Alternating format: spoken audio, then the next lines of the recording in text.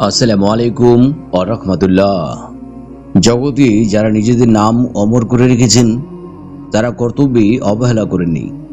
সময়ের কাজ সময়ে করেছেন, আজকের কাজ কালকের জন্য ফেলে রাখেননি। একসময় হাটে বাজারে গরু ছাগলের মতো মানুষ বেচাকেনা হতো। একটি লোক ছোট্ট একটা ছেলেকে কিনে নিয়ে যায়। ছেলেটি মালিকের অধীনে কাজ করে যৌবন বিবর্ণ করেছে। একদিন মালিকের একমাত্র পুত্র পানিতে পড়ে মৃত্যুর মুখোমুখি হয়। কৃতদাস যুবকটি নিজের জীবন বাজি রেখে মালিকের ছেলেকে মৃত্যুর হাত থেকে উদ্ধার করে। মালিক কৃতদাসের এই কাজে খুশি হয়ে তাকে দাসত্বের বন্ধন থেকে মুক্ত করে দেন। কৃতদাস তার নিজের পরিচয় সম্বন্ধে অজানা। কে তার মাতা পিতা, কোথায় তার বাড়ি, এই সম্বন্ধে সে কিছুই জানে না। তাই সে মুক্তি পেয়ে নিজেকে বিব্রত মনে করল। তবুও সে সাগরের কিনারা ধরে যাত্রা শুরু করলো। কিছু দূর অগ্রসর হলো, সমুদ্রগামী একটি জাহাজ এসে তার সামনে ফিরল। জাহাজে কিছু লোকজন ছিল। তারা তাকে জোর করে জাহাজে উঠিয়ে গভীর সমুদ্রে যাত্রা শুরু করলো। অতঃপর একটি জনবহুল দ্বীপে এসে জাহাজটি ভিড়ল। সেখানে বহু সংখ্যক লোকজন উপস্থিত ছিল। তারা যখন জানতে পারল একজন লোককে ধরে আনা হয়েছে, তখন তারা উল্লাসে ফেটে পড়ল। তারা উল্লাস করতে করতে দ্রুত যুবককে শহরে নিয়ে গিয়ে সিংহাসনে বসালো। তারা বলতে লাগলো, আজ থেকে আপনি আমাদের রাজা। আগামী 5 বছর আপনি আমাদের রাজা থাকবেন। এই সময়ে আমরা আপনার যাবতীয় আদেশ নিষেধ মেনে চলব। তাদের কথা শুনে কৃতদাস জিজ্ঞাসা করলো, 5 বছর পর আমি কি করব? আমাকে তখন কি কাজে লাগানো হবে?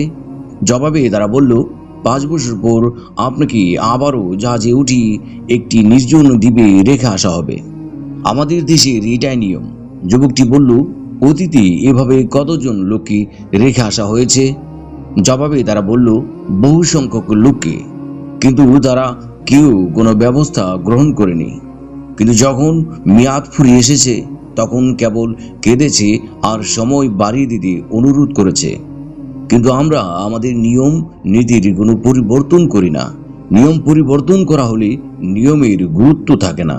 যুবকটি তাদের কথা শুনে মনে মনে সিদ্ধান্ত নিল, শুরু থেকেই কাজ করতে হবে। তাই সে বলল, আমি যদি লোক পাঠিয়ে সে নির্জন দ্বীপ আবাদযোগ্য গড়ে তুলি, তাতে কি আপনাদের সম্মতি আছে? সবাই এক বাক্যে বলে উঠল, অবশ্যই।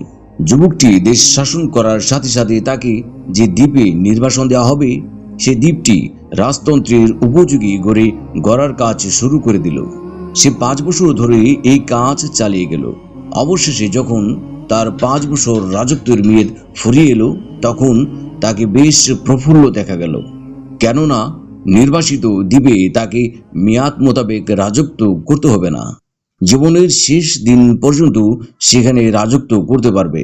তাকে জাহাজে উঠিয়ে নির্বাসিত দ্বীপে রাখতে গিয়ে দেখা গেল সেখানে এক বিরাট জনতা তাকে অভ্যর্থনা জানাতে ঘাটে সমবেত হয়েছে।